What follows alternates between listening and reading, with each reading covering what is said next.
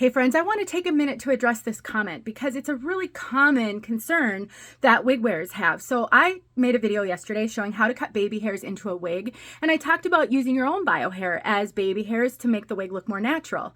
The comment was that she has gray bio hair or baby hairs, but her wig is not. She wears brunettes with blonde highlights.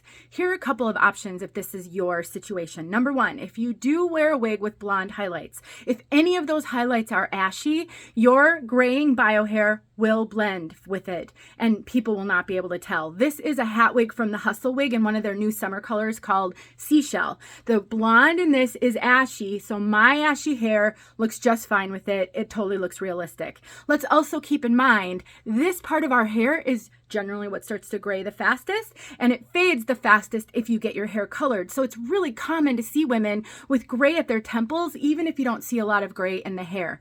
Another option, get some root touch-up powder. My favorite is Style Edit, but there are lots of brands out there. Find a color that's closest to the hair color that you're trying to mimic. They carry them in various brunettes. This one's a medium brown. They carry them in blondes. They carry them in reds. And you just take your root touch-up powder. You can take a brush or something like this, and then you just sort of paint it on your bio hair to help blend that better with the wig. So you have a few options, but graying at the temples is not a dead giveaway.